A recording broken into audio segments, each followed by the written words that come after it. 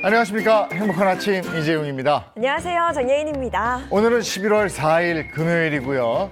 건강 고민을 통해서 건강 정보 알아보는 행복진료실 준비되어 있습니다. 네, 과연 오늘은 어떤 스타가 진료실을 찾아주셨을지 본격적으로 살펴보기 전에 오늘 날이 굉장히 춥습니다. 날씨 어떤지 알아보도록 하겠습니다. 박소연 기상캐스터 안녕하세요. 네, 상암 DDMC 앞에 나와 있는 박소연입니다. 겨울의 시작을 알리는 절기 입동이 며칠 남지 않았습니다. 그래서인지 요 며칠 사이 기온이 뚝뚝 떨어지면서 초겨울 추위를 보이고 있는데요. 바람도 약간 강하게 불어서 체감 온도는 더 낮습니다. 건강 관리에 유의하셔야겠습니다. 네, 이제 겨울이 성큼 다가왔구나 이런 생각을 하게 되는데요. 오늘 날씨 어떤지 이어서 전해주세요. 네, 하루 만에 겨울이 찾아왔습니다. 서울의 현재 기온은 2.2도로 어제 같은 시각보다 5도가량 낮은데요. 체감 기온은 영하 0.5도까지 뚝 떨어졌습니다. 한낮에는 10도로 종일 쌀쌀하겠고요. 오늘 나오실 때는 저처럼 두꺼운 외투를 입으셔야겠습니다. 북서쪽에서 차고 건조한 대기가 내려오면서 강원 영동 북부에는 한파주의보가 발효 중입니다. 대기도 갈수록 건조해지고 있는데요. 경남과 부산, 울산을 중심으로 건조주의보가 내려졌습니다. 산불 등 화재 사고가 발생하지 않도록 각별히 주의하시기 바랍니다. 이 시각 현재 기온 살펴보겠습니다. 서울은 2.2도, 대관령은 영하 3.3도, 파주 영하 3.1도로 서리가 내리거나 얼음이 어는 곳이 있습니다. 오늘은 한낮에도 종일 쌀쌀하겠고 일교차도 크게 벌어지겠습니다. 서울은 10도, 대전은 12도, 부산은 14도가 예상됩니다. 추위는 주말까지 이어질 텐데요. 하늘은 맑지만 종일 찬바람이 불면 춥겠습니다. 일요일 낮부터 이맘때 늦가을 날씨를 회복하겠습니다. 다가오는 월요일은 절기 입동입니다. 안전하고 따뜻한 겨울을 위해서 월동 준비를 미리 하시면 좋겠습니다. 지금까지 날씨 전해드렸습니다.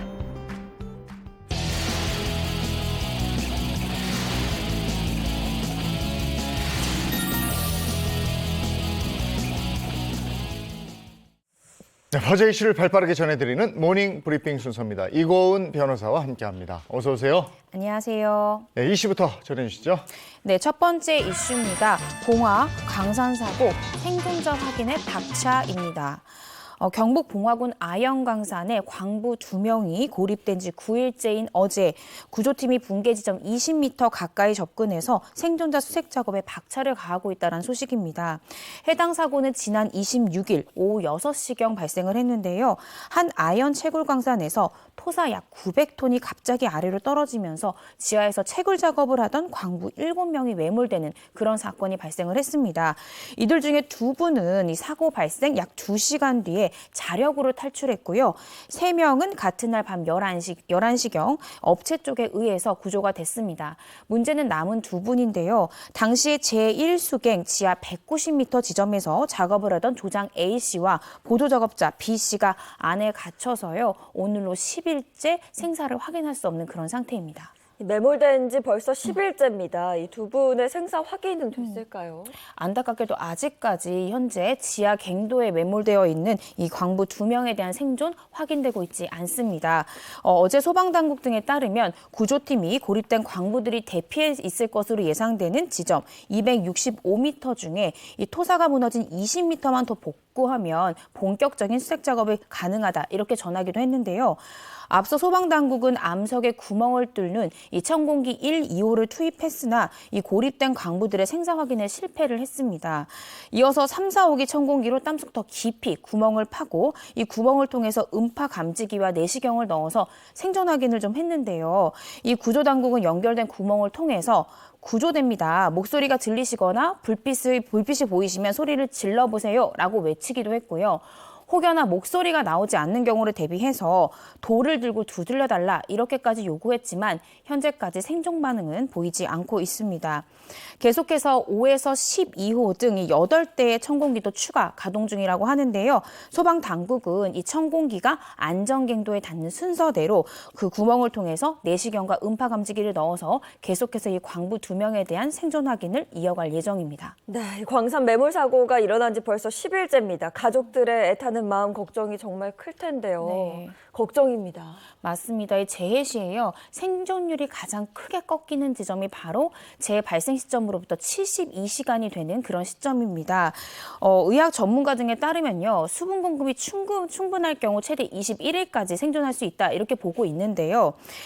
기본적으로 물이나 음식이 없는 경우에는 일주일까지 생존이 가능하고 물이 충분하다면 최대 3주까지 생존이 가능한 것으로 그렇게 보고 있습니다.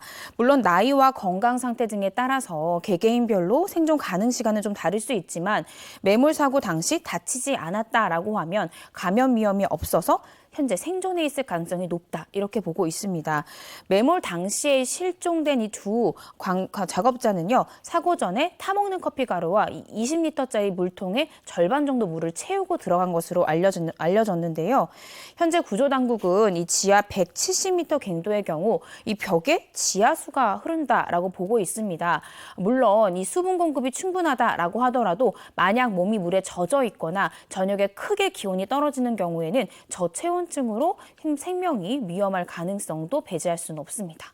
네, 이런 가운데 실종자들의 사연이 알려지면서 주위 사람들의 안타까움을 사고 있다고요? 네, 그렇습니다. 이 실종자 한 명, 이 한 명이 보조작업자 50대 B 씨 같은 경우에는요, 매형이 인터뷰를 했는데 이 B 씨가 이 광선에 취업한 지 불과 4일 만에 이런 큰 사고를 당했다라고 합니다. 네. 이 B 씨가 미혼이라 직계 가족이 없어서요, 이 매형과 누나, 조카들이 현장을 지키고 있다라고 하고요.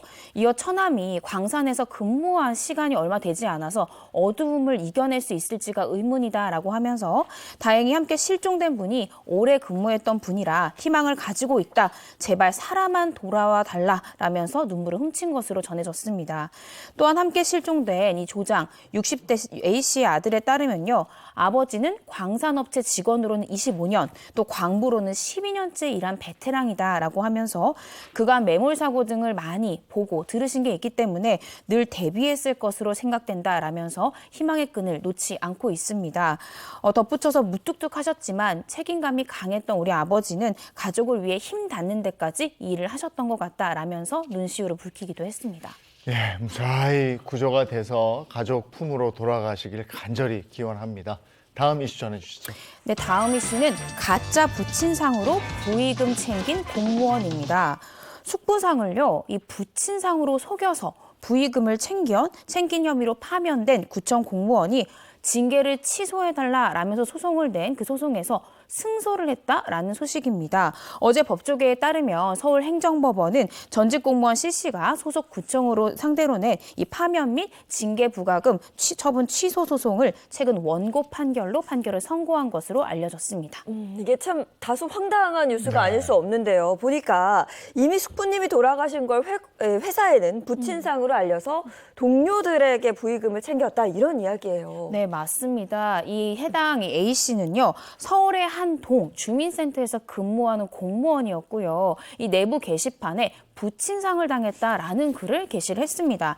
이런 안타까운 소식에 이 해당 공무원 전 현직 동료들이 부의금을 냈고요. 뿐만 아니라 지방에 차려진 이 해당 빈소를 직접 찾아서 조문까지 한 그런 동료가 있었다라고 합니다. 여기에서 그치지 않고 평소에 알고 있던 지역 주민들에게까지도 이 해당 공무원이 부고 소식을 알렸다라는 거죠. 이렇게 모인 부의금만 무려 2,479만 원에 달했다라고 합니다. 네. 하지만 장례가 끝난 다음에 한 동료가 이상하다. 이 공무원 분명히 모친이 2010년에 사망했는데 장례식장에는 망인의 배우자가 있는 거예요. 그래서 이상하다라는 것을 감지해서 이 감사 담당관실에 알리면서 감사가 시작됐고 감사 결과 이 해당 고인은 이 해당 공무원의 부친이 아니라 숙부였던 것으로 밝혀지면서 논란이 시작이 됐습니다. 결국 서울시 인사위원회는 이 해당 공무원을 같은 해 8월 파면했고요. 또 징계부과금 7,437만 원을 부과하기도 했습니다. 부친상이라고 속여서 부의금 2천여만 원을 받았다. 그리고 파면이 됐고 징계 부과금을 내게 됐다. 네. 징계 부과금이라는 게 좀 생소한 단어고 네. 이것도 한번 풀어주시고 그다음에 자신이 받은 처분이 과하다고 다시 소송을 냈다? 네, 이렇게 된 맞습니다. 거예요, 지금? 네. 네. 이 재판 과정에서 이 공무원이 뭐라고 했냐면요. 자신이 부적절한 행동을 한 것은 맞다. 그러나 이 징계 처분이 지나치게 가혹하다라고 주장을 네. 했습니다. 이미 부의금 나는 약 1,800만 원 정도를 돌려줬을 뿐만 아니라 어린 나이에 부친을 여의고 숙부와 매우 가까이 지내던 그런 사이였기 때문에 억울하다라고 주장을 했습니다. 이에 대해서 법원은요, 이 해당 공무원의 주장을 받아들여서 공무원 신분을 박탈하는 것을 넘어서 경제적, 신분상 불이익 등을 추가로 가하는 파면 처분은 지나치게 과중하다면서 징계를 취소하는 그런 판결을 선고했습니다. 이어서 파면은 징계 처분 중에 가장 무거운 것이기 때문에 신중하게 이루어져야 한다라고 밝히기도 했고요. 이 해당 공무원 행동 자체는 잘못이 됐지만 그가 숙부의 장례비 등을 부담하는 등 고려할 만한 사정이 있다고도 판결 이유로 설시하기도 했습니다. 숙부의 이 추가 불이익이 동반되는 이 파면에 이르는 것을 과하다라고 판단한 부분이 있는데요. 아울러서 이 징계 부과금을 산정한 부분에 있어서도 이 해당 공무원이 1,800만 원을 돌려줬음에도 불구하고 이렇게 과중한 징계 부과금을 징계 부과금 처분을 한 부분에는 분명한 산정의 잘못이 있다 이렇게 판단하기도 했습니다. 네, 방금 그 부분을 좀 짚어봐야 될 것 같습니다. 법원이 경제적, 신분상 불이익 등을 추가로 가하는 이 파면 처분은 지나치게 과중하다 이렇게 얘기를 했는데 네. 불이익은 어떤 걸 좀 말하는 걸까요? 일단은 관련 법령을 좀 살펴봐야 되는데요. 국가공무원법 제33조 공무원연금법 시행령 제65조에 따르면 해임 처분과 이 파면 처분은 중징계 처분으로 이 공무원 신분을 강제로 박탈한다는 점에서는 공통적입니다. 그런데 이외의 불이익 측면에서 큰 차이가 있는데요. 이 파면이 해임보다 더 무거운 처벌로 여겨지고 있습니다. 이유는 이 현행법에 따르면 통상적으로 파면은 공무원 연금이 50%가 감액이 되고요. 향후 5년간 공직 임용이 제한되는 처분임에 반해 이 해임 처분은 연금의 감액이 없고요. 3년간 공직으로 재임용이 제한되는 그런 처분으로 알려져 있습니다. 징계 부과금은 징계에 부과해서 벌금처럼 내는 거예요? 네, 그렇습니다. 아, 그렇구나. 예. 네. 자, 다음 이슈 전해주시죠. 네, 세 번째 이슈는 불법 체류 통로 양양국제공항입니다. 무비자 입국 제도가 시행 중인 양양 국제공항을 통해서 국내로 돌아온 베트남인 100여 명이 연락이 두절되는 그런 상황이 발생을 했습니다. 최근 복수 매체 보도에 따르면 양양에서 베트남 하노이, 호치민을 연결하는 노선에 항공기 운항이 시작된 이 지난 14일 이후에 강원 양양군 소재에 있는 양양국제공항을 통해서 입국한 베트남인 100여 명이 연락 두절이 되고 실종된 상태인 것으로 알려져 있습니다. 이 항공 노선이 생긴 지 얼마 지나지 않아서 이렇게 불미스러운 일이 발생했는데요. 그럼 처음부터 불법 체류가 목적이었을까요? 네, 그렇게 보입니다. 좀 자세히 살펴보면요. 사실 이 무비자 입국 제도가 실시된 배경을 좀 살펴보면 강원도에서 이 해당 지역 경제도 좀 살리고 또 공항도 활성화하게 해달라라고 강원에서 요청을 해서 지난 6월부터 내년 5월까지 1년간 한시적으로 시행되고 있는 그런 제도였는데요. 5인 이상 단체 관광객에게만 허용되는 제도인데 이 실종된 사람들이 놀이공원이나 쇼핑몰을 가서 갑자기 사라진 뒤에 연락을 끊었습니다. 따라서 처음 입국할 때부터 불법 체류 목적으로 입국한 것으로 그렇게 추측이 되고 있는데요. 실제 한국 여행사 관계자에 따르면 현지 브로커의 섭외까지도 들어오고 있는 그런 상황이었다라고 합니다. 베트남인의 불법 체류 문제 어제 오늘 일은 아닌데요. 이 법무부 통계에 따르면 한국 내 불법 체류자 통계를 살펴보면 2021년 기준으로 가장 많은 비중을 차지하는 것은 약 14만 명을 차지하는 태국 국적이고요. 그 다음이 약 7만여 명을 차지하는 태국인인 것으로, 베트남인인 것으로 알려졌습니다. 이들 베트남인들 같은 경우에 보통 어학연수다, 단기 체류다 이런 목적으로 입국을 하지만 실제로 입국해서는 공사 현장이나 농장 등에서 일하면서 불법 체류를 이어가는 것으로 확인이 됐습니다. 그러면 이번 사건 수사는 어떻게 진행되고 있습니까? 일단은 정부는요, 정확하게 이탈자의 숫자에 대해서 발표하고 있지는 않습니다. 일단 관광객들이 사라졌기 때문에 이 양양과 베트남을 연결하는 노선은 현재 결항된 그런 상태이고요. 그리고 법무부는 이 국내와 베트남 현지에 있는 여행사를 통해서 관광객들을 모집한 경위에 대해서 수사를 벌이고 있고 사라진 사람들의 자취를 쫓고 있습니다. 경찰 역시 이 불법 체류 전문 브로커가 개입됐을 가능성을 염두에 두고 수사를 계속해서 이어가고 있는 것으로 확인이 됐습니다. 지역 경제 살리자고 도입한 제도가 불법 체류로 이어지고 있군요. 네. 알겠습니다. 오늘 모닝 브리핑 여기까지 하겠습니다. 이고은 변호사와 함께했습니다. 고맙습니다. 고맙습니다.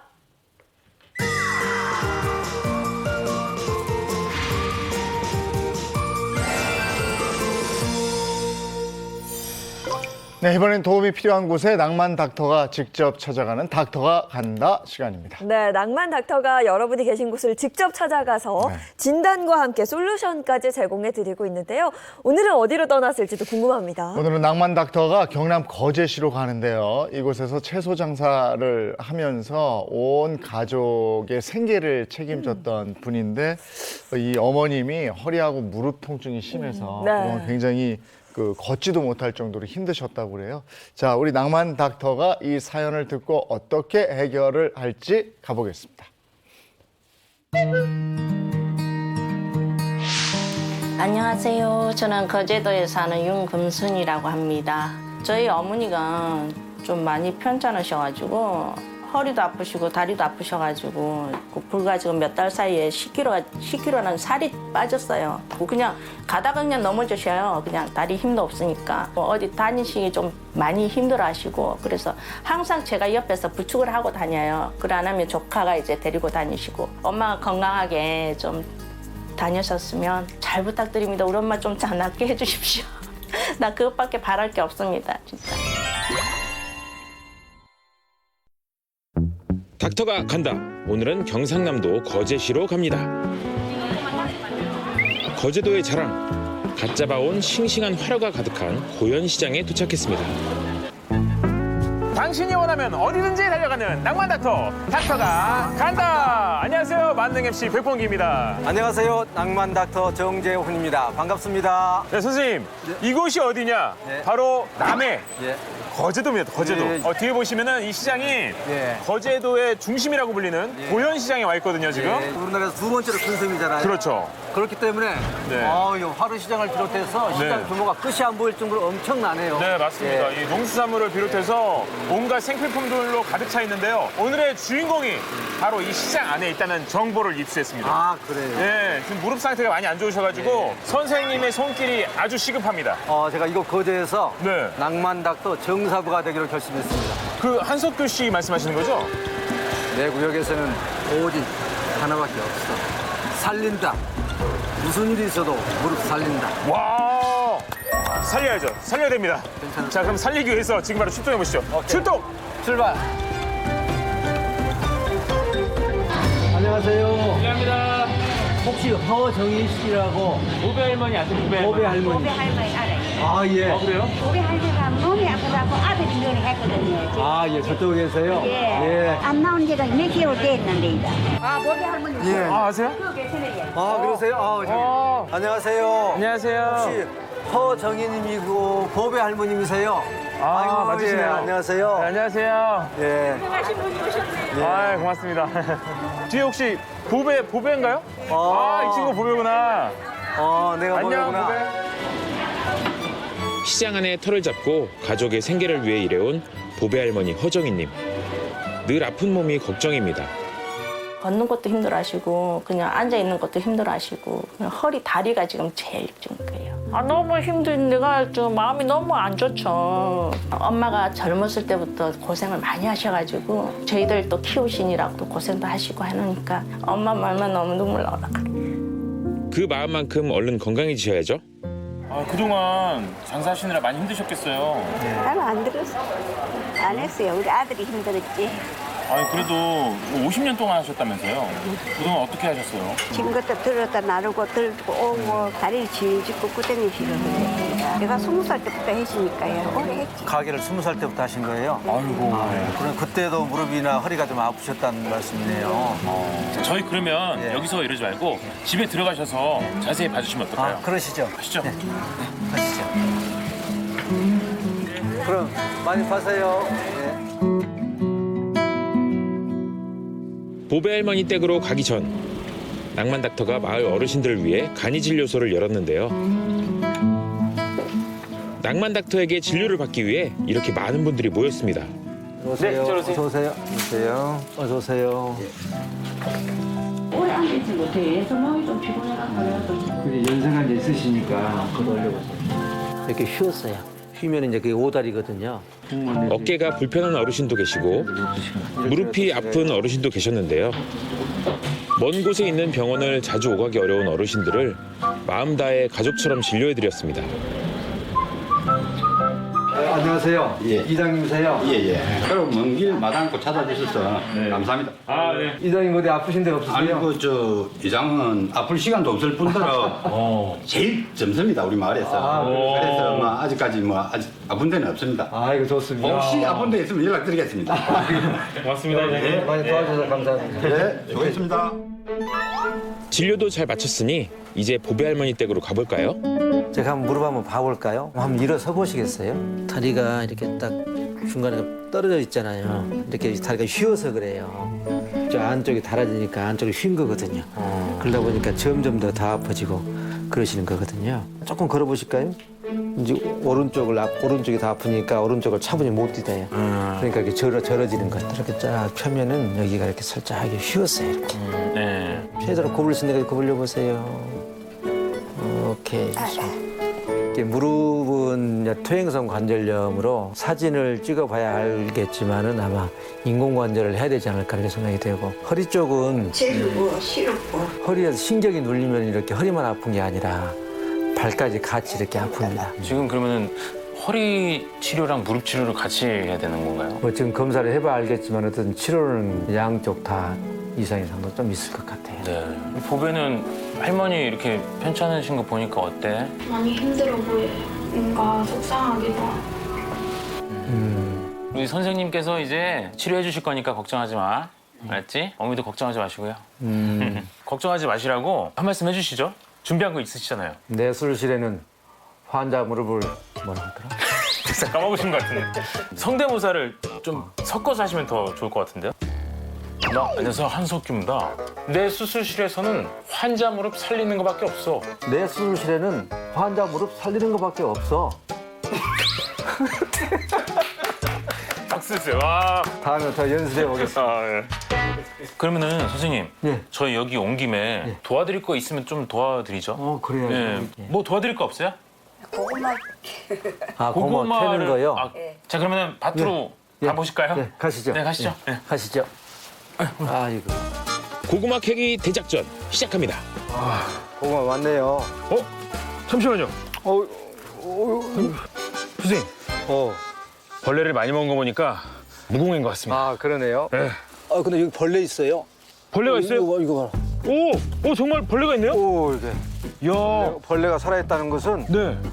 이제 농약을 별로 하지 않았다는 그렇죠, 거니까. 그렇죠. 무공이고 줄기도 굵은 걸로 봐서 아마 씨알로 굉장히 굵을 것 같아요. 그래요? 네, 한번 캐봅시다. 알겠습니다. 그러면 오늘 얼마나 캘 수 있을까요? 해 떨어질 때까지 해봅시다. 해 떨어질 때까지요? 예. 해가 빨리 떨어져야 될 텐데. 우와. 우와, 진짜 잘하시는데요? 줄기가 있어요. 와. 그렇게 걷어내는 거예요? 걷어내는 거예요, 이렇게. 너무 잘하시니까 제가 할 게 없네요. 아니, 이거 엉켜 있어가지고 네, 그러니까. 가기가 힘들잖아요. 네, 그러니까 보여주세요, 시범을. 시범을 보여주셔야 될 것 같아요. 역시. 그걸 치면서 해야 돼요. 야, 능수능란 하시네요, 진짜. 와, 진짜 잘하신다. 와. 아니에요. 아니, 내가 뒤에서 일 시키려고 그랬는데. 또 한번 해보실래요? 여기 뿌리 있는데 뿌리 여기. 동기 씨도 타봐. 예? 저 낫을 들고 있어가지고. 낭만 닥터 덕분에 싱싱한 고구마 수확하기 미션 완료입니다. 야, 많이 달렸네 주렁주렁. 자, 이제 허정희님의 치료만 남았습니다.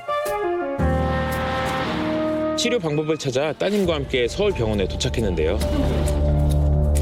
먼저 정밀 검사를 진행했습니다.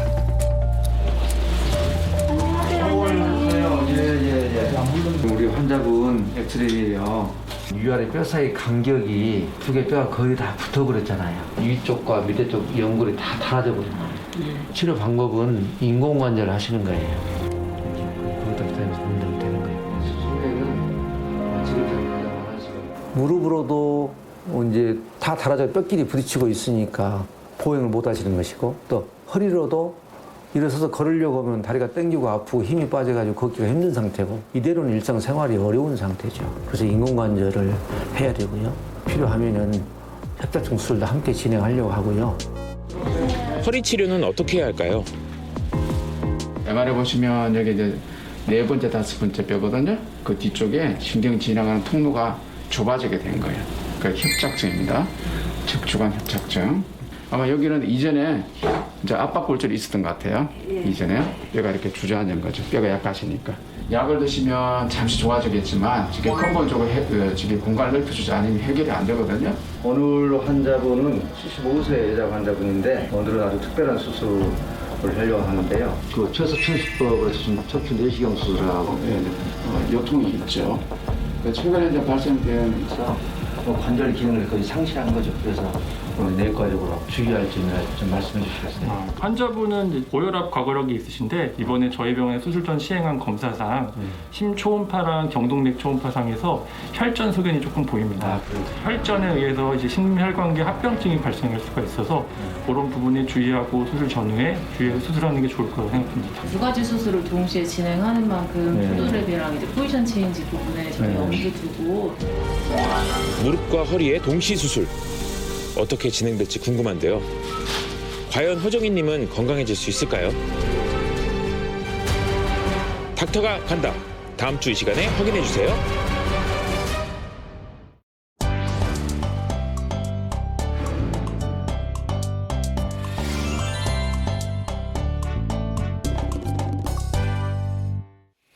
네, 이번에는 스타의 건강 고민을 통해서 우리 건강 정보를 알아보는 시간입니다. 행복진료실 문을 열겠습니다. 네, 본격적으로 진료 시작하기 전에 행복진료실을 든든하게 지켜주는 주치의 선생님들부터 소개해드리겠습니다. 모사원 한의학 박사, 그리고 오늘부터 새롭게 금요일에 행복주치의로 함께하실 흉부외과 전문의 서동주 선생님 소개합니다. 어서 오세요. 어서 오세요. 안녕하세요. 네, 또 식품생명공학 차윤환 박사님도 자리해 주셨습니다. 반갑습니다. 네, 안녕하세요.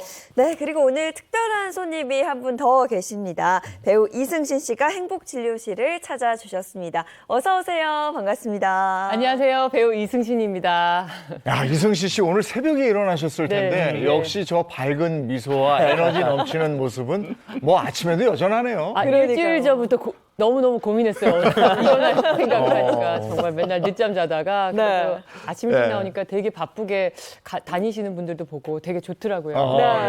확실히 생기가 있었어요. 네, 보기만 해도 뭔가 에너지가 느껴지는 그런 분인데 근데 건강에 관심이 좀 많으신지 평소에 관리를 어떻게 하시는지도 궁금해요. 워낙 어릴 적부터도 건강 염려증이 있을 정도로 건강에 너무 지대한 관심이 많았고 그러다 보니까 이제 제가 갱년기를 좀 맞고 있다 보니 여기저기 좀 아픈 데가 생기고 그래서 이제 좀 좋은 거 좀 먹으려고 그러고 좀 웬만하면 걷기 만보라도 좀 걷자 요렇게 운동 좀 하고 있어요. 근데 옆에서 건강 염려증이 있다고 그러셨는데 저는 건강 자신증이 있었거든요. 근데 이 두 사람들의 차이가 뭐냐? 제가 이분 SNS를 딱 보니까 내용들이 주로 뭐냐면 이제 운동하면서 관리하는 거, 그다음에 몸에 좋은 맛있는 음식 만드는 거 이런 것들 주로 하시거든요. 결과적으로 염려증이 있는 분들이 나중에는 자기를 관리하는 그런 모습을 좀 알 수 있었습니다. 저는 안 하거든요.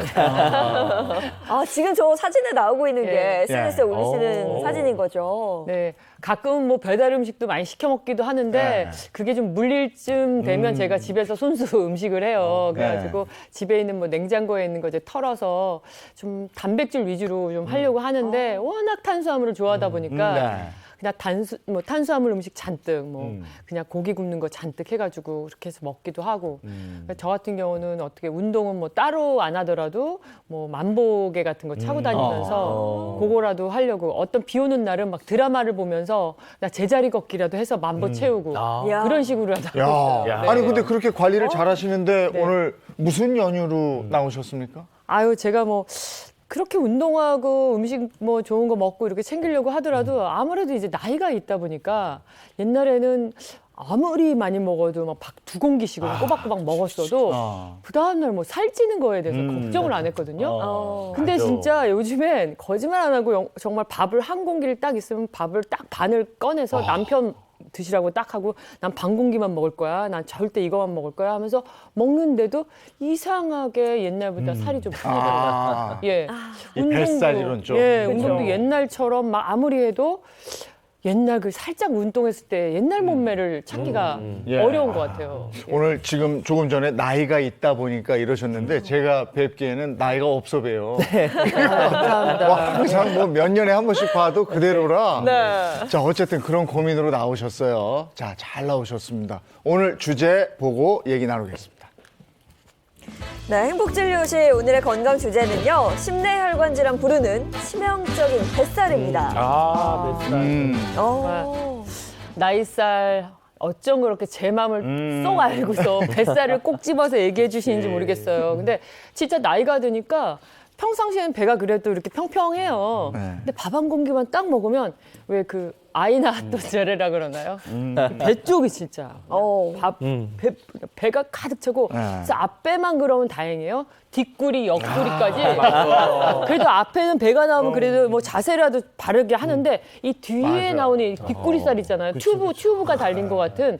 이거는 어떻게 해야 될지 아니 모르겠어요. 그러니까 우리가 이제 중년 되고 나면 남자들 뱃살 나오면 인떡 이렇게 얘기를 하잖아요. 그리고 또 이제 여기 자꾸 이제 날개살 자꾸 흔들리는 거 생기고 그러는데 이런 거 당연히 이제 나이살이고 그러다고 생각하는데 이게 무슨 심혈관 질환하고 연관이 있다는 그러니까요. 게 이거 맞나요 진짜? 그러니까 뱃살과 심혈관 질환과의 관계는 우리 주치의 선생님들이 차차 풀어주실 거고 그나저나 날씨가 쌀쌀해지니까 역시 어김없이 심혈관계 비상이 걸렸어요. 네, 오늘도 날 굉장히 춥잖아요. 춥다 보면 몸을 이렇게 웅크리게 되고 웅크리면 목이나 어깨도 뻐근해지고 혈액순환도 잘 안 될 것 같긴 합니다. 네, 맞습니다. 요즘처럼 이제 날씨가 추워지고 기온이 떨어지면 몸만 이렇게 웅크리는 게 아니라 혈관 또한 수축이 되고요. 이로 인해서 혈압이 올라가게 됩니다. 혈압이 올라가면 필연적으로 심내혈관에 걸릴 위험성 또한 높아지게 되죠. 심내혈관 질환은 우리 대표적인 돌연사를 부르는 질환인데요. 통계청 자료에 따르면 요즘처럼 이렇게 이제 추워지는 이 겨울 초입부터 점점 사망자 수가 늘어나기 시작을 하면서 1월에 최고치를 찍고요. 겨울철 날씨 추울 때는 항상 이 높은 사망률을 유지한다고 하니까 요즘처럼 추워진 날씨에 이 심내혈관 질환 관리에 특별히 신경을 써 주셔야 합니다. 맞아요. 그러니까 날 추워지고 나면은 뭐 출근길이나 그냥 마실 이렇게 돌아다니시다가도 큰일 당했다 이런 얘기들 좀 많이 듣거든요. 맞아요. 뭐 드라마 같은 경우 보면은 뭐 충격적인 막 얘기 같은 거 하면은 막 그 어른께서 갑자기 뒷목을 딱 잡고 막 쓰러지고 막 가슴을 막 움켜쥐고 막 이렇게 쓰러지는 그런 표현들 많이 하시잖아요. 이게 아무래도 심내혈관 질환과 관련이 있는 거 아닌가라는 생각이 들어요. 네, 맞습니다. 그래서 이 심내혈관 질환은 돌연사의 주범이라고 불리기도 하는데요. 실제로 전 세계 사망 원인 1위가 바로 심내혈관 질환입니다. 미국 워싱턴대 연구팀이 이 세계 질병상의 이런 위험 요인에 대한 연구를 했는데요. 그 결과 이 사망 원인 1위가 바로 심내혈관 질환으로 밝혀지기도 했죠. 네, 전 세계 사망 원인 1위가 저는 암인 줄 알았거든요. 근데 이게 심혈관 질환인지는 몰랐어요. 네, 암 환자분도 굉장히 많은데요. 보통 현재 암으로 한 1,000만 명 가량이 사망을 하게 되는데요. 전 세계 사망 원인 2위가 근데 암입니다. 네, 암으로 인한 사망자는 2010년도에 829만 명에서 최근에 21% 정도 증가했는데요.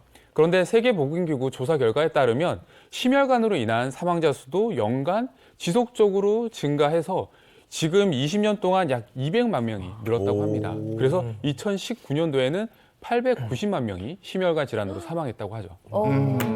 근데 이게 심내혈관 질환이 무서운 게 돌연사도 돌연사지만요. 네. 이게 후유증이 또 심각하잖아요. 네, 맞습니다. 심내혈관 질환이 무서운 이유가 사실 돌연사의 위험성도 있지만 이 고비를 넘겼다고 해도 후유 장애가 남기 때문에 무서운 건데요. 그리고 또 이후에 이 관리가 잘 안 되면 재발률이 절반 이상이나 됩니다. 돌연사를 부르는 대표적인 질환이 심근경색인데 심근경색 같은 경우엔 재발이 됐을 때 사망할 위험이 85%까지 치솟는다고 합니다. 아니 그런데 5학년이나 6학년 되면 당연히 좀 뱃살 붙는 건 거의 다거든요. 제 주위에 거의 90% 친구들 다 뱃살이 있다고 그러는데 이게 이제 뭐 심내혈관 질환하고 연관이 있다고 계속 얘기를 하시니까 조금 아침부터 너무 겁주시는 거 아닙니까? 좀 무섭거든요. 근데 뱃살이 있으신 분들은 긴장을 하셔야 되는 이유가 이 뱃살이 심내혈관 질환을 부르는 이유는요. 바로 내장 지방과 관련이 있습니다. 내장 지방이 있으면요, 단순히 살로 끝나는 것이 아니라 내장 지방에서는 이 염증 물질들을 분비하게 됩니다. 이게 혈액을 타고 돌아다니면서 각종 장기들을 공격하게 되고요. 또한 심내혈관의 주범인 고혈압, 고지혈증, 당뇨병의 이제 유발 원인이 되기도 하죠. 실제로 복부 비만이 있는 성인들을 대상으로 추적 관찰한 결과 복부 비만이 있는 경우에는 각종 이런 병들의 유병률이 높아졌는데요. 당뇨병은 5.3배나 높았고요. 고혈압은 2.6배, 그리고 심근경색은 1.8배, 뇌졸중은 1.7배나 높은 것으로 밝혀졌습니다. 그렇군요. 오늘 주제가 이 심내혈관 질환 부르는 치명적인 뱃살이거든요. 말 그대로 이 건강에 치명적인 게 뱃살이라는 겁니다. 아니 근데 우리 젊었을 때 저 비롯해서 우리 중년 어머니들 아니 사실 뱃살 걱정 전혀 안 했었거든요. 그치. 근데 이상하게 나이가 들면서 진짜 거짓말 안 하고 어느 순간이 딱 되니까 뱃살이 계속 나오기 시작하는데 이게 종잡을 수가 없더라고요. 이게 나이살 때문인가요? 네, 일단 연령별 비만율, 그중에서도 이 복부 비만율을 한번 살펴보면요. 40세 이후에 급격하게 올라가게 됩니다. 근데 여자 같은 경우에 좀 더 이 수치가 높아지는 이유가 젊었을 때는 이 여성 호르몬인 에스트로겐의 영향으로 인해서 살들이 좀 골고루 퍼져요. 허벅지나 뭐 대퇴 부위로. 근데 중년 이후에 이 여성 호르몬이 줄어들게 되면 그때부터 희한하게 살이 자꾸 다 뱃살이나 이쪽 옆구리 쪽으로만 붙기 때문에 이렇게 나이살이 자꾸 붙게 되고 찌게 되는 겁니다. 뱃살이 심내혈관 질환의 주범이다. 근데 나이가 들면 저도 뭐 이렇게 다 안전장치가 다 있습니다만은 이게 늘어. 네. 그러면 심내혈관 질환이 더 걱정되는 거 아니에요? 그러니까 이거 관리를 해야 될 거 아니에요? 그렇죠. 아니 근데 우리가 뱃살이 좀 쪄서 아끼던 바지가 안 맞으면 나 살 좀 빼야겠다. 뭐 헬스를 해야 거나 운동을 해야겠다 싶지. 나 심내혈관 질환을 조심해야겠다. 이렇게 생각하는 경우는 사실 없거든요. 운동해야 됐다보다도 우리 집사람은 저 새 바지를 사던데. 보통은 그렇죠, 사실. 네, 한 사이즈 크게 사고 나는데. 근데 이 뱃살이라는 게 다 같은 게 아니라고 그래요. 뱃살도 뭐 유형별 종류가 나뉜다면서요? 네, 뱃살에도 유형이 있는데요. 또 이게 시대에 따라서 뱃살의 형태, 비만의 형태가 좀 달라지고 있는데요. 예전에는 이 체지방이 보통 팔다리나 혹은 이게 엉덩이나 이런 넓적다리 쪽에 많이 붙어 있는 피하 지방형 비만이 많았다고 하면요. 최근에는 이런 여러 뭐 서구화된 식습관 등으로 인해서 이런 복부가 많이 살이 찌는 이런 내장 지방형 비만이 많이 나온다는 게 이제 큰 차이고요. 특히 노년기가 되면 팔다리가 가늘어지고 이 몸통이나 이 복부 쪽에 살이 많이 붙게 되죠.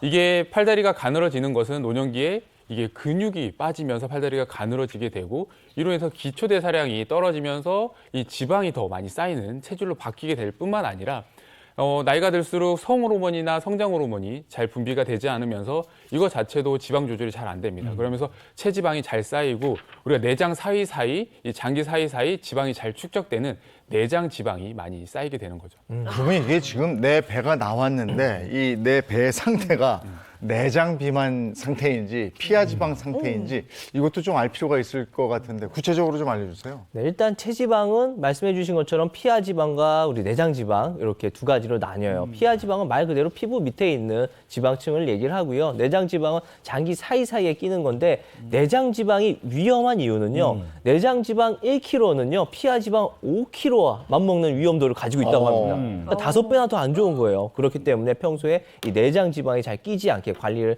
해 주셔야 됩니다. 아니 근데 옛날에 제가 배웠던 말 중에 이게 피하 식별이라는 거 있거든요. 예, 그런데 이제 내장 피하 식별 방법 요것 좀 알려주시고 이거 구분하는 방법이 있습니까 이게? 그거는 피아고 이거는 피하. 그런가요? 잘못 알았네요. 근데 실제로 육안으로 내장 지방을 정확히 판단하기는 조금 어려운 부분이 있는데요. 실제로 CT와 같은 정밀 검사를 통해서 내장 지방량을 측정할 수 있지만 저희가 가정에서도 확인할 수 있어야 되잖아요. 그래서 집에서 간단히 확인할 수 있는 방법이 있는데요. 미국 보스턴 의대에서 저희가 줄자를 배꼽 주위에서 살이 제일 많이 난 부위를 이제 있는 부위를 둘레를 재는 방법이 있는데요. 여성의 경우 혈류 둘레가 85cm 혹은 남성은 90cm가 넘어가면 내장 지방이 위험 수준에 있다라고 판단을 하시면 됩니다. 제가 그래서 위험 수준에 있는 바지를 하나 준비했는데요.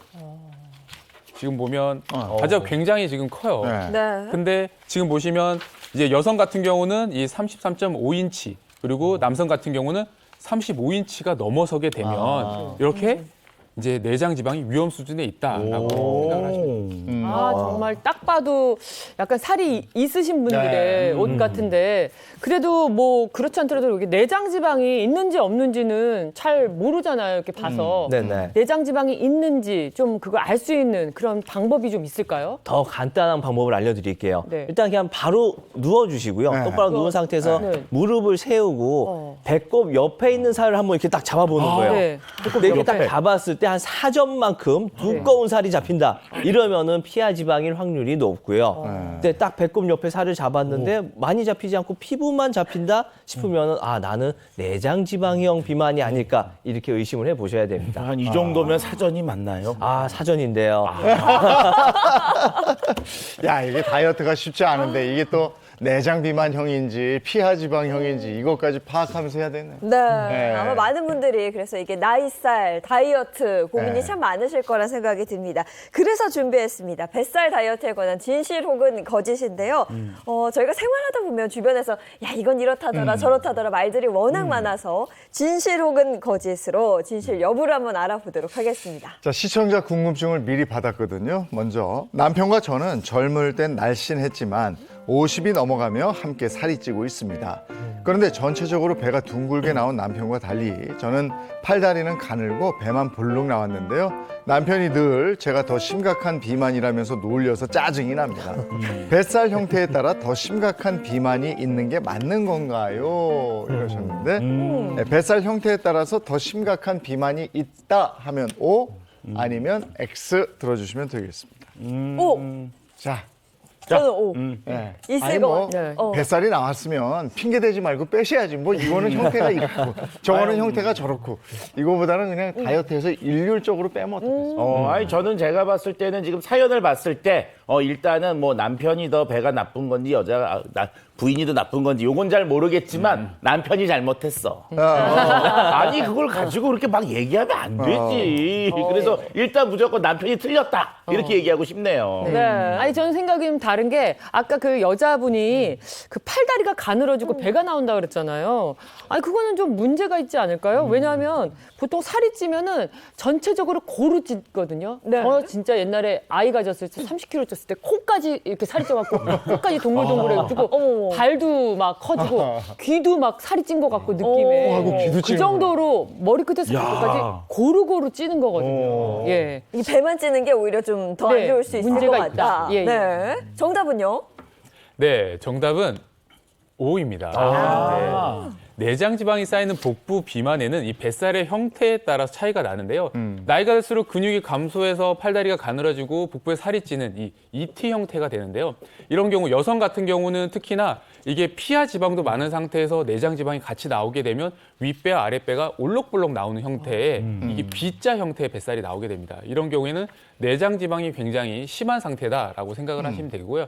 남성의 경우에는 이 남성 호르몬 때문에 윗배가 같이 볼록 나오는 이 보통 D자형, 수박 형태의 뱃살이 있는 경우가 있는데요. 이런 경우도 내장 지방을 의심해 보셔야 됩니다. 그렇군요. 다음 문제도 이어서 드리도록 하겠습니다. 운동할 시간이 부족한 직장인입니다. 얼마 전 하루가 다르게 늘어나는 뱃살 때문에 큰맘 먹고 헬스장을 끊었는데요. 아침에 운동을 해야 좋을지 저녁에 해야 좋을지 잘 모르겠습니다. 살 빼기 좋은 시간대가 따로 있을까요? 라는 질문입니다. 이거는 저는 전에 듣기로는 이게 저는 X인데. X. 그러니까 전에 듣기로는 공복에 좀 운동을 하면 살이 빠지는 거고 체력 보강을 위해서는 낮에 좀 이렇게 웨이트 네. 같은 거 해주고 저녁 때 당뇨 이런 거 의심스러우면 저녁 때 밥 먹고 산책이라도 좀 해라 이렇게 들었기 때문에 아무 때나 하면 되는 거지. 아니 근데 뭐 우리가 회사원들은요 아침에 1분이 정말 아깝고요. 저녁에는 회식에다 야근이다 좀 많거든요. 이거 뭐 시간대 맞출 수가 없어요. 이거는. 그럼 부장을 잘못 만나 그래요. 그런가요 이거? 저 같은 경우는 아침에 하는 것보다 저녁에 하는 게 좋은 것 같아요. 왜냐하면 아침에는 사실은 일어나서 몽롱하고 정신도 못 차리고 막 어저께 먹은 것도 있어서 막 배도 더부룩하고 막 이런데 바로 운동을 하면 좀 괴로울 것 같고 차라리 모든 일과가 끝났을 때 좀 정신 자기만을 위한 시간을 딱 가져갖고 그때 밤에 운동을 하면 훨씬 좋지 않을까 그런 생각을 합니다. 이게 좋은 운동 시간대가 있는지 저도 궁금한데 정답은요?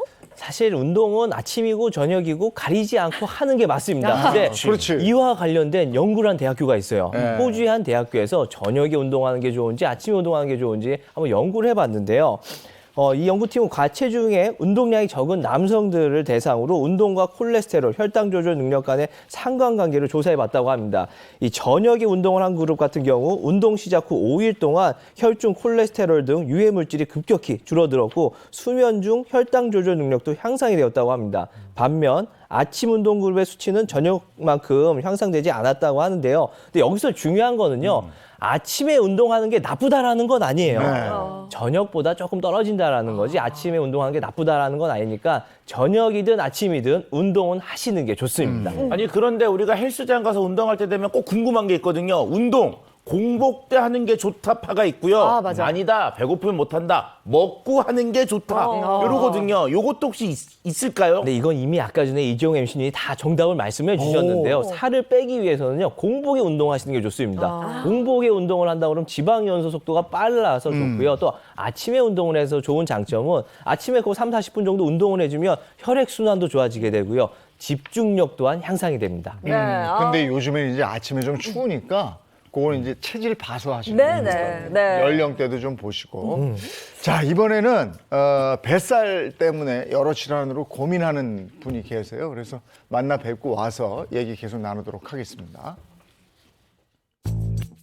다이어트 후 새로운 인생을 살고 있다는 부부를 만나봤습니다. 일어서서 무릎 요 운동 뱃살 들어가 배달에 다리 떨기.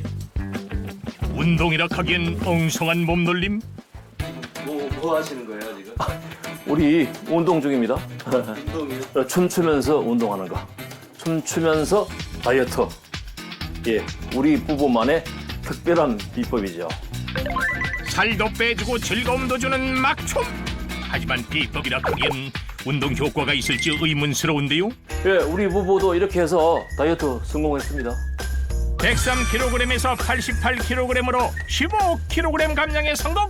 아내 또한 남편과 함께 10kg 감량했다네요. 옛날에 막 조금만 걸어도 막 무릎이 시큰시큰 아프고 힘들어가지고 가다가 쓰고 앉고 막 이랬거든요. 지금은 다리에 그렇게 무리가 안 가니까 웬만한 데는 서서 다니고 걸어 다니고 그러니까 몸이 가벼워져서 좋아요. 동현 씨는 뭔가 보여줄 게 있답니다. 이게 제가 103kg 나갔을 때 그때 42인치. 현재는 38인치.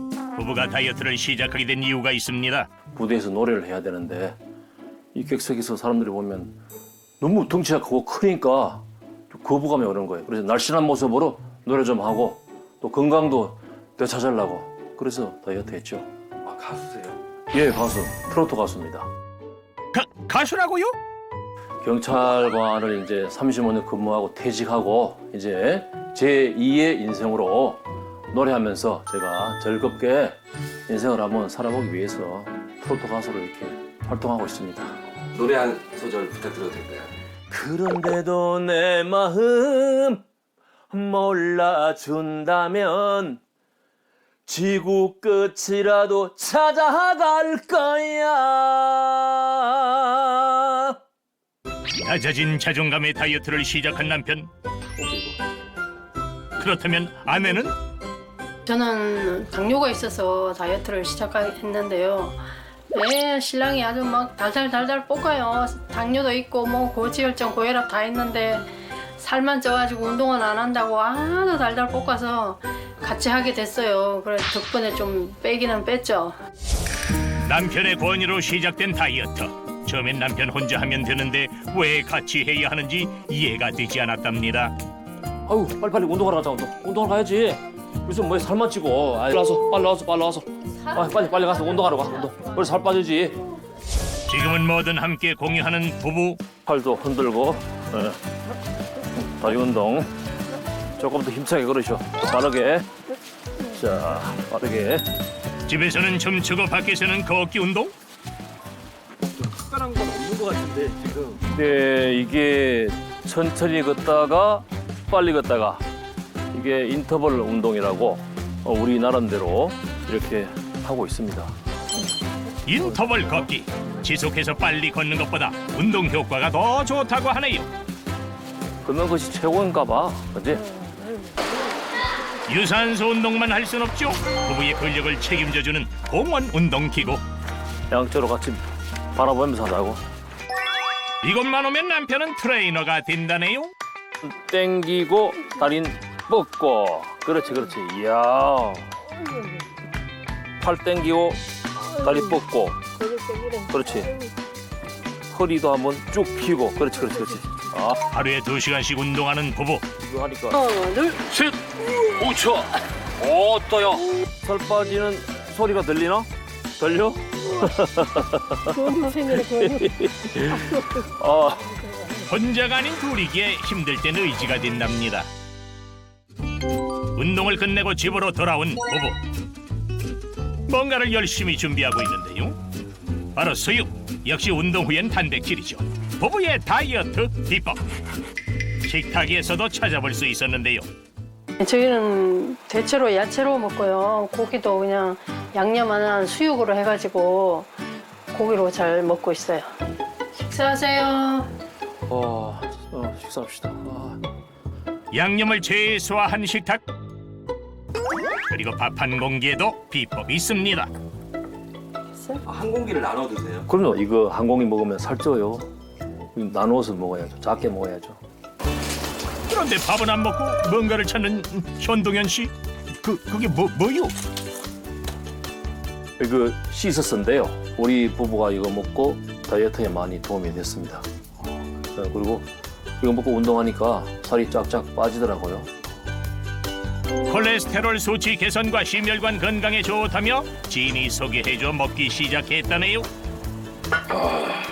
제 친구들도 또 살 빼는 사람들, 다이어트 하는 사람들 보니까 이 시서스 많이 먹고 도움이 많이 됐다고 하더라고요.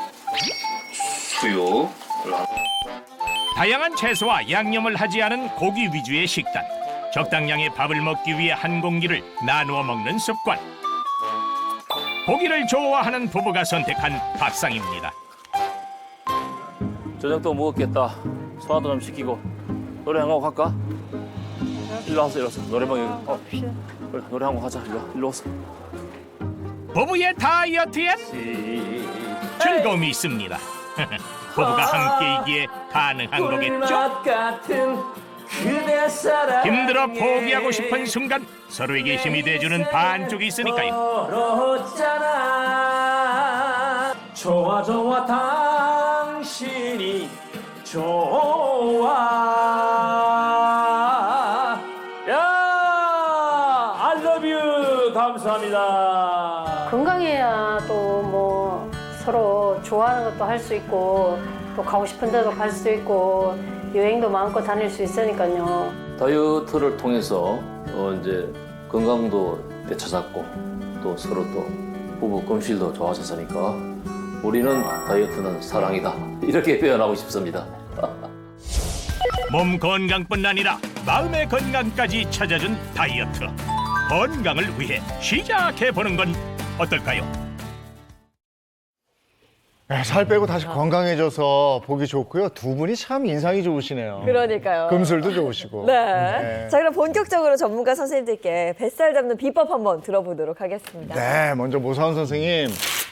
로우 GL 이게 뭐예요? 로우 이게 GL. 뭐예요? 네, 일단 보시는 것처럼 로우, 뭐 낮다, 낮춘다, 네. GL을 낮춘다라는 건데, 그럼 이 GL이 중요한 거잖아요. 네. GL은 글라이세믹 로드라고 그래서 우리가 식사를 하고 식후에 혈당이 올라가는 거를 수치화시킨 혈당 부하 지수입니다. 이 GL 지수가 낮은 걸 먹어야지만이 당 관리도 되고 다이어트도 되고 건강에도 도움이 되는 겁니다. GL 지수가 높으면 안 좋다는 건데, 근데 뭐가 높고 낮은지 저희가 잘 모르거든요. 좀 알려주세요. 제가 조금 전에 그래서 아마 뭐 하나 음식 그려져 있는 것들 네. 나눠드린 거 있죠. 네. 이 중에서 혹시 딱 봐도 GL 지수가 이건 좀 낮겠다 싶은 것들 한번 체크해 주시겠어요? 낮은 식품에 낮을 것 같은 거, 먹어도 살 안 찔 것 같은 거. 네. 요거. 일단 요거 그리고 감자도 그럴 것 같고. 감자. 연근 있잖아요. 낮은 거 고르는 겁니다. 낮은 거. 낮은 거? 아닌가? 이렇게 다 고르면 돼요? 네, 한 몇 가지가 있을 수도 있고요. 네.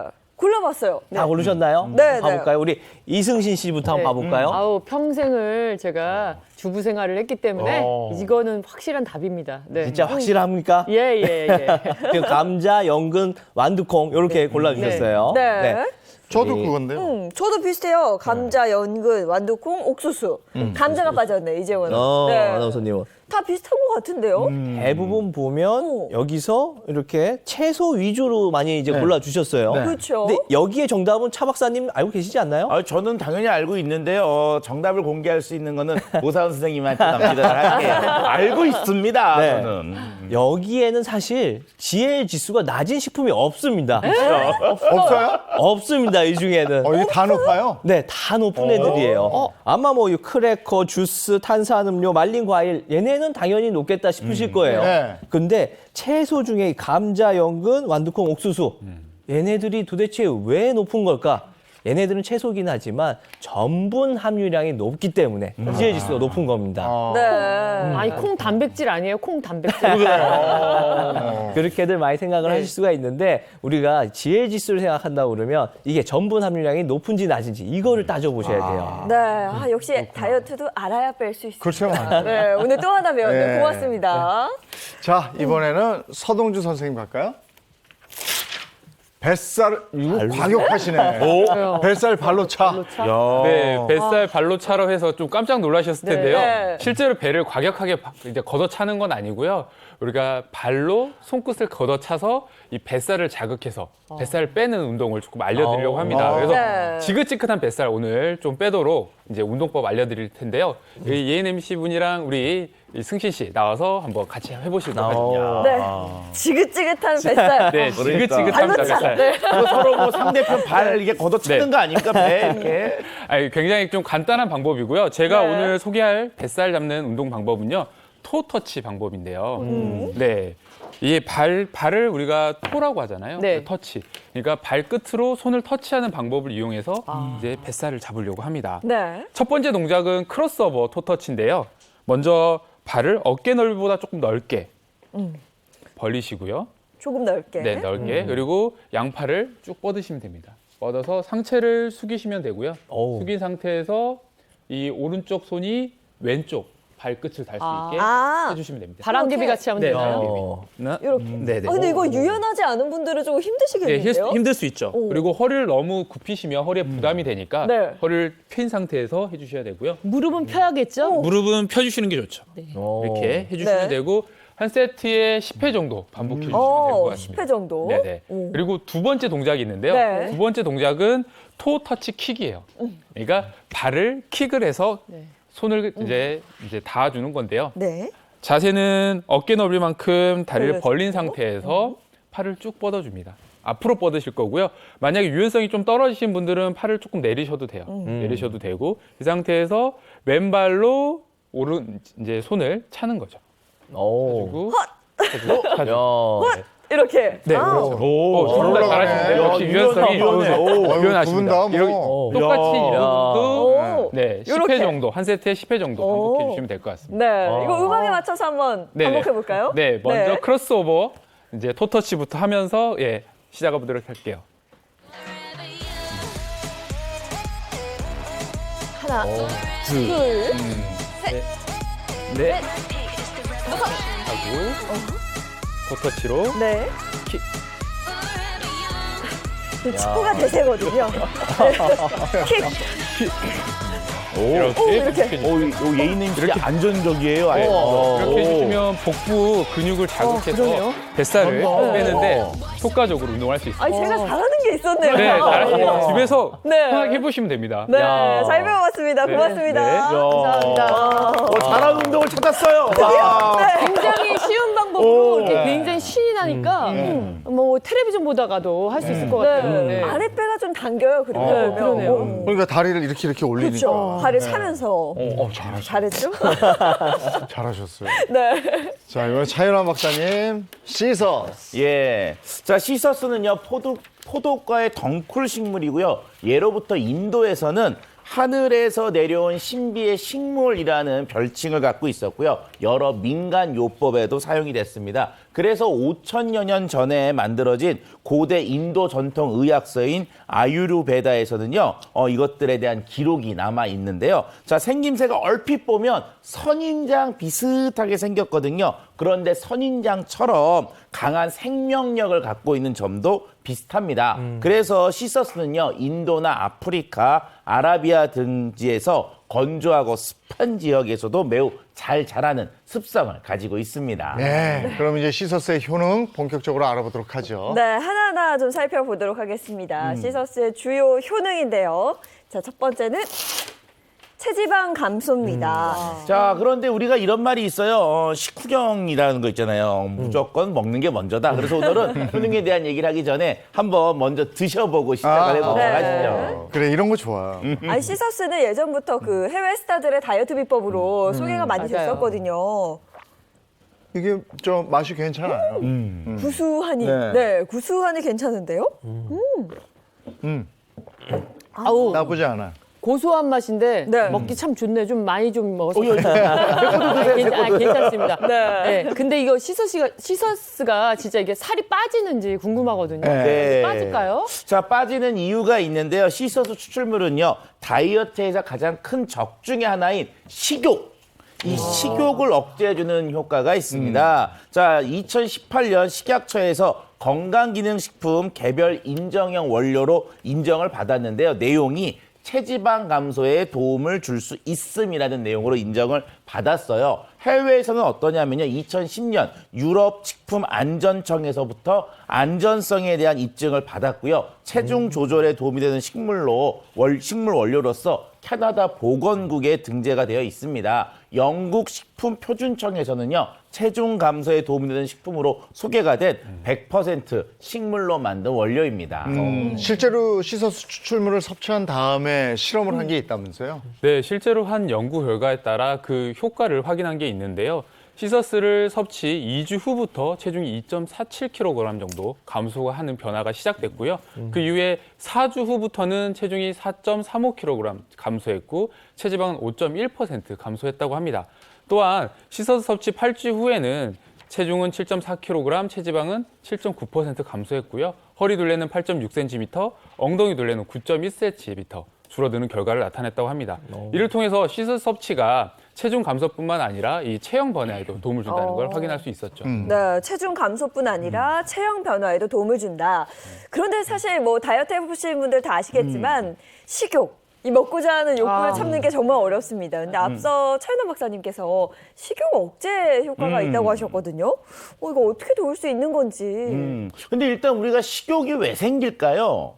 대부분 다 그러면 이제 뭐 배꼽시계 생각하시는데 이게 그냥 배꼽시계가 돼서 식욕이 생기는 게 아니고 우리 몸속에 있는 호르몬 때문에 식욕이 조절이 됩니다. 자, 그런데 이 비만과 관련된 식욕과 관련된 호르몬은 크게 세 가지를 얘기하는데요. 아드포넥틴, 렙틴, 그다음에 세로토닌 이렇게 세 가지를 얘기합니다. 각각의 호르몬의 역할이 다른데요. 첫 번째 아디포넥틴 같은 경우는 뭐냐? 우리 몸속에 있는 지방의 축적과 지방의 분해에 관여를 하는 호르몬 중에 하나입니다. 아디포넥틴의 균형이 깨지게 되면은 우리 몸속에 지방을 태우지 않고 가능한 한 보관하면서 축적하려고 하는 몸이 되니까 결과적으로 이 호르몬 관리가 매우 중요하다고 할 수가 있습니다. 두 번째 렙틴이라고 하는 호르몬은요. 우리의 식욕, 즉 먹었을 때 포만감에 영향을 주는 호르몬인데요. 이게 깨지게 되면 먹어도 계속 배가 고픈 그런 특성이 생겨서 과식이 유발될 수가 있습니다. 마지막으로 세로토닌이라고 하는 것은 행복의 호르몬으로도 알려져 있는데요. 이게 부족하면 스트레스가 자꾸 올라가게 되고 우리가 어떻게 돼요? 스트레스가 올라가면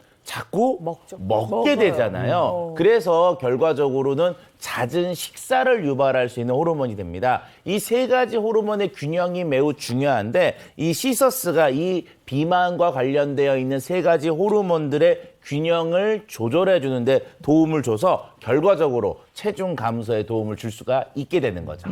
네, 이와 관련된 실험이 있었습니다. 시서스를 8주간 섭취를 하게 하고 호르몬의 변화를 봐봤는데요. 아디포넥틴 호르몬 같은 경우에는 대조군에 비해서 17배가량 수치가 높아졌다고 하고요. 식욕 억제 호르몬인 렙틴 같은 경우엔 포만감은 30% 증가를 하고 렙틴 호르몬은 29.8% 감소, 렙틴 저항성은 7.92mg/dL 감소했다고 합니다. 그리고 행복 호르몬인 이 세로토닌 수치는 약 115.7% 증가했다라는 연구 결과가 있습니다. 그러니까 이 시서스가 비만과 관련된 호르몬들의 균형을 잘 잡아줘서 다이어트에 도움을 줄 수 있다 이런 얘기가 되겠는데요. 그러면 시서스의 이런 효능들 그 안에 어떤 성분 때문에 가능한 건지 그것도 좀 궁금해요. 네, 시서스에는요 쿼르세틴이라고 하는 항산화 성분이 들어 있습니다. 일반적으로 쿼르세틴이라고 하는 것은 우리 몸속의 지방 흡수를 방해해서 지방이 축적되는 것을 막아주는 성분으로 알려져 있는데요. 일반적으로 쿼르세틴이 많이 들어있는 것은 양파로 알려져 있습니다. 자, 네. 그런데 시서스는요, 양파보다 무려 60배에 해당하는 쿼르세틴이 그 속에 함유되어 있습니다. 네, 그러니까 이게 단순히 체중 조절에만 도움이 되는 게 아니고 항산화 성분이 많이 들어있고 이렇게 되어 있군요. 그럼 본격적으로 시서스의 주요 성분이 뭐가 있는지 그거 좀 알려주세요. 예, 두 번째 성분은요.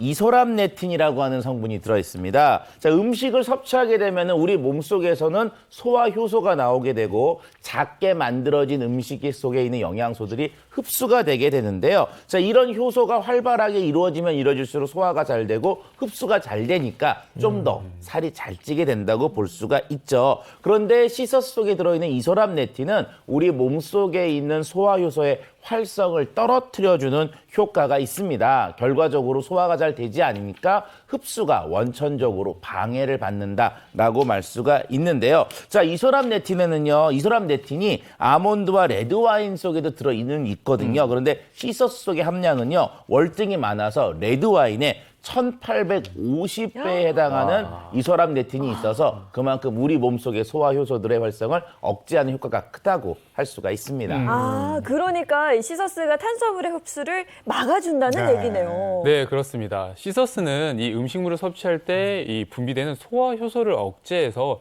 우리 몸에서 탄수화물이 분해되지 않고 우리 몸 밖으로 배출되도록 도와주게 되는 건데요.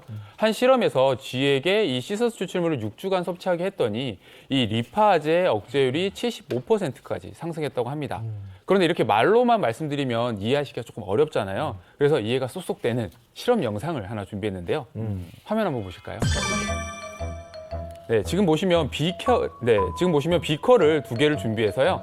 한쪽에는 물과 지방 분해 효소를 넣고 한쪽에만 시서스 가루를 투여한 다음에 양쪽 비커에 생라면을 넣고 관찰을 해봤습니다. 네, 그랬더니 24시간이 경과한 뒤에 소화효소를 넣은 쪽의 라면은 거의 분해되지 않은 것을 확인할 수 있었고요. 반대로 시서스를 넣은 쪽의 라면은 거의 형태가 유지된 걸 확인할 수 있었습니다. 저게 2시간 경과한 다음이라고. 네네. 이를 통해서 시서스가 탄수화물 흡수를 억제해서 다이어트에 도움이 된다는 걸 알 수 있었죠. 네, 이렇게 영상으로 보니까 이해가 확실히 되는데. 자, 그럼 이어서 시서스의 주요 효능 두 번째도 한번 살펴보도록 하겠습니다. 자, 주요 효능 두 번째 보시면 골밀도 증가. 예, 우리는 일반적으로 시서스라고 하면은 체지방 감소와 연관성이 높다라고 생각을 하시는데요. 오래전부터 해외에서는 시서스를 뼈 건강 효능에 주목을 하고 결과적으로 이제 뼈 건강 영양제로 사용을 했습니다. 국제 학술지에 실린 시서스의 효능에 따르면은요, 시서스 추출물은 뼈에 영양분을 공급해주고요, 뼈 조직의 재생을 촉진하고 골의 손실률을 줄여서 조골세포의 증식을 높인다라고 설명이 되어 있는데요. 뿐만 아니라 그 뼈 세포의 증식을 촉진해서 골밀도를 증가시키고 뼈의 무기질화를 촉진하는 것으로도 알려져 있습니다. 시서스가 그냥 단순히 다이어트에만 도움이 된다 이렇게 알고 있었는데 골밀도에도 관여를 하고 있네요. 네, 시서스는 이 골밀도를 높여서 뼈를 튼튼하게 하는 효능이 있는데요. 이 결과적으로 골다공증을 방지해주고 골절을 예방하고 골절이 되었을 때도 회복을 촉진하는 효과가 있다고 합니다. 이제 앞서 아유르베다에 이제 시서스가 등재돼 있다라고 알려드렸었는데 여기에 보면 시서스를 골절 치료를 사용을 했다라는 기록이 있어요. 시서스 줄기로 만든 음료를 환자에게 먹이고 시서스로 만든 가루를 골절 부위에다가 도포를 해갖고 골절을 치료했다는 기록이 있습니다. 네, 시서스의 또 다른 효능 어떤 것들이 있을까요? 네, 시서스는 심뇌혈관 질환의 발병률 감소에 영향을 줄 수 있습니다. 특히 중년 여성의 경우에는 지방간이나 당뇨, 고혈압과 같은 이 비만 합병증을 주의해야 되는데요. 시서스 추출물을 섭취할 경우에는 비만 합병증 예방에 도움을 받을 수 있습니다. 실제로 과체중, 비만인 이 성인을 대상으로 한 실험에서 시서스 추출물 매일 10주간 섭취하게 했더니 고지혈증을 유발시키는 나쁜 LDL 콜레스테롤은 17.7% 감소했고요. 좋은 HDL 콜레스테롤은 50.5%나 증가했다고 합니다. 네, 시서스 섭취할 때 주의점은 뭡니까? 네, 선택하실 때 식약처의 건강기능식품 공식 마크가 있는지 확인을 해주시고요. 인차 적용 시험 데이터 여부도 확인하시는 것이 필요합니다. 아울러 하루 섭취되는 권장량의 경우에서는 300mg이니까 양을 지켜주시고요. 알레르기 체질이나 영유아, 어린이와 임산부, 수유부들은 섭취 시 주의가 필요합니다.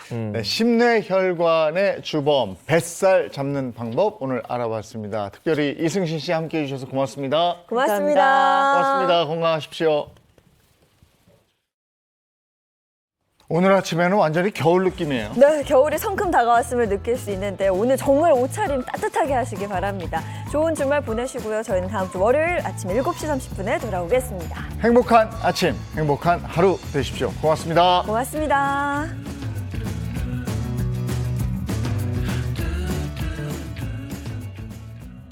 채널 A